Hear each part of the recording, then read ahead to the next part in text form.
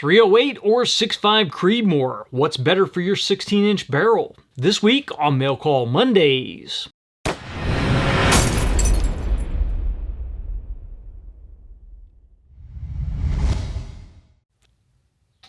Mail Call Mondays is brought to you by MDT. If you need a chassis system for your precision rifle, check out mdttac.com.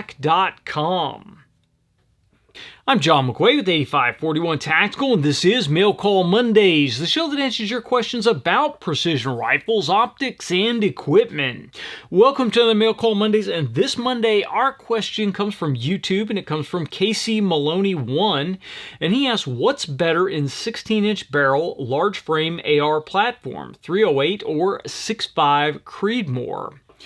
Well, we've done a couple of 6.5 Creedmoor .308 comparisons, but it's been a while since we've talked about it, and I don't believe we've talked about it specifically for a large frame AR in a short barrel.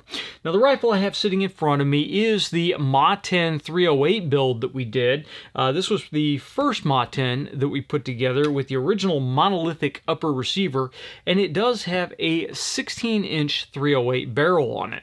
This was set up really more as a police sniper slash DMR type setup, and so that's why we went with the setup we have. We've got a surefire brake on here so that we could mount a suppressor, and this gun was really designed overall to be a shorter suppressed rifle.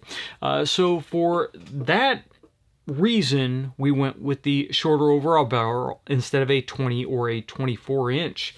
Now, when we talk about .308 versus 6.5 Creedmoor, really what we're looking for is to get the most performance out of the package possible, but very often what people are concerned with is the loss of energy. So we went through and we grabbed our ballistic calculators and did a little bit of comparison between two representative loads.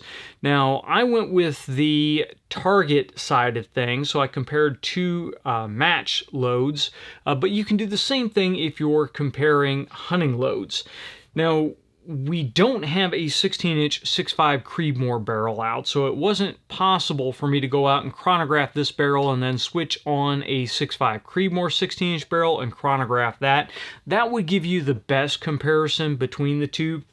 So I took just representative loads, and these velocities are actually a little bit more apt for something like a 20-inch barrel versus something like the 16-inch barrel that we have here. So you would get lower velocities, but we're comparing like to like. So we're not comparing a 16-inch .308 to a 20-inch 6.5 Creedmoor. We're comparing very similar items here. So what I ran through the ballistic calculator was I ran a .308 175 grain gold medal match load, so that uses 175 grain Sierra Match King bullet, and the muzzle velocity on that was calculated at 2,600 foot per second. So that's kind of average for gold medal match, somewhere in the 20 to 24 inch barrel length. It depends on how fast a barrel you have. Now, if we go with that 2,600 muzzle velocity, then we are still running about 1,404 foot per second when we get out to 800. Now, if we compare that to the 6.5 Creedmoor 140 grain gold medal match load, that starts out at a muzzle velocity about 2,700 foot per second, so about 100 foot per second faster. And then we're still maintaining 1,598 foot per second at 800 yards.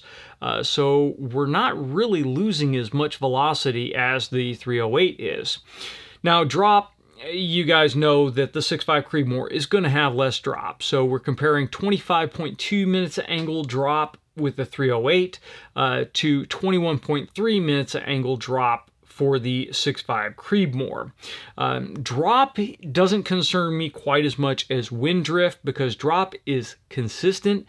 So once you know your drop, once you've modeled your ballistic curve for the cartridge, it's going to stay fairly consistent. Wind is really what shooters struggle with. Being able to gauge that wind and being able to see when it changes, and then it may change while the bullet is in flight. So whatever has the better wind drift is going to have the better accuracy across the board. So with the .308, you're looking at 7.2 minutes angle of wind drift for a 10-mile-an-hour wind at 800 yards. And we contrast that with the 6.5 Creedmoor. That has 5.7 minutes angle drift at 800, again, in a 10-mile-an-hour wind. So quite a bit less wind drift for that distance. Now, the big one is the energy.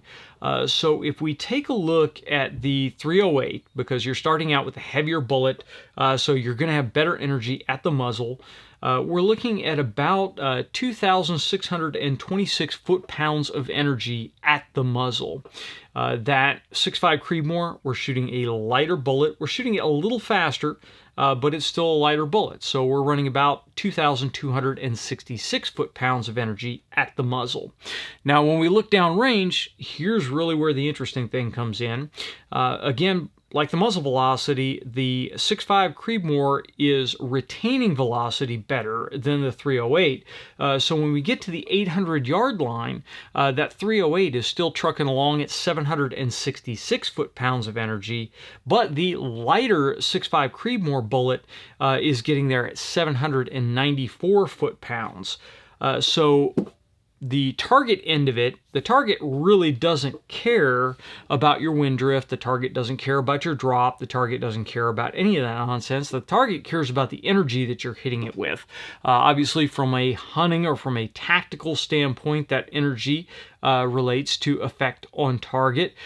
For a match standpoint, that energy is now translated into moving a steel target, generating sound, generating splash on that target. Now, I would be lying to you if I told you that as a spotter I could tell the difference between a 6.5 Creedmoor hitting a target or a 308 hitting a target at 800 yards. That's not going to be a vastly different thing for me to see with my eyeballs. But it is interesting to see that you are getting a lighter recoiling, flatter shooting, better wind drift cartridge hitting at 800 with higher energy than the other cartridge. So circling back around to the original question, that pretty much tells me for a 16-inch rifle, I would rather have the cartridge that is going to perform better and have lighter recoil than I would with the 308. Now, the one place where I see that the 308 may still be a better option in that short barrel is in the law enforcement realm. In law enforcement, you're generally, even as a LE sniper, you're not going to be taking shots much over 300 yards, and the vast majority of shots will be in that 100-yard and in area. So if you are looking at that 100-yard and in area, then being able to carry enough mass and being able to get through intermediate barriers with the bullet intact is very important. And for the 308, there are a ton of bonded bullet options out there. There are just a ton of different options that allow you to run a heavier bullet and still have good effects on target in close. You don't have all that air that you're pushing the bullet through before it strikes the target like you would in a long-range hunting or in a precision rifle match scenario. Now, the gas gun platform, really either of those cartridges can be tuned to work very, very well. So it really doesn't matter if we're talking a 16-inch gas gun or if we're talking a 16-inch bolt gun. The same information applies. So for a law enforcement aspect, right now I think I would probably still stick with 308 just because of the huge range of tactical ammunition that you have, and because it is still an accepted standard in policing, the 308 sniper rifle. When you get into just sheer performance numbers, though, then really the 6.5 has caught up and surpassed the 308 in quite a few different areas. I know there are people out there that will still argue with me over it, but the reality is determine what you're trying to do with the cartridge and do the numbers. The numbers really don't lie.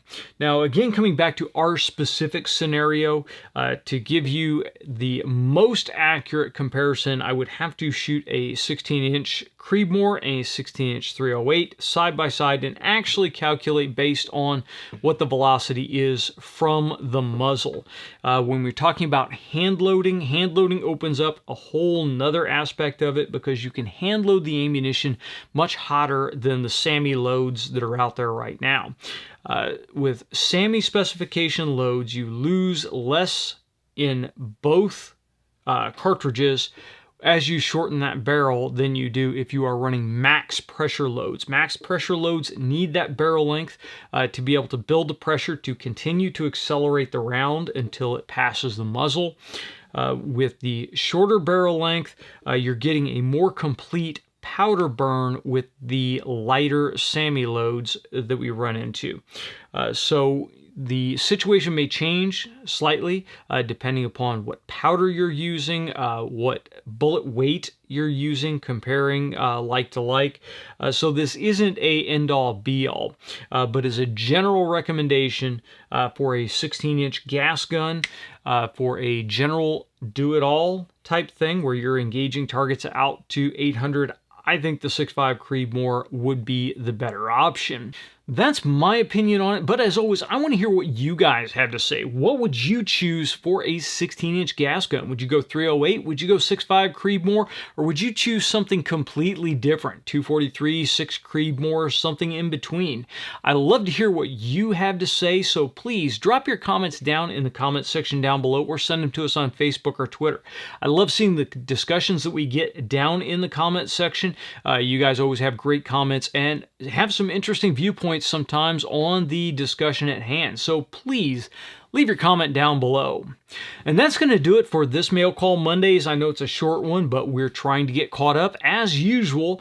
So please, if you like the video, make sure you like, share, and subscribe. If you have any questions or comments, again, leave them in the comments section down below, or send them to us on Facebook or Twitter. And if you want to know how to support the content that you guys have grown to know and love, please check us out over on Patreon. We would love to have you as a supporter over there. And until next time, get out and shoot.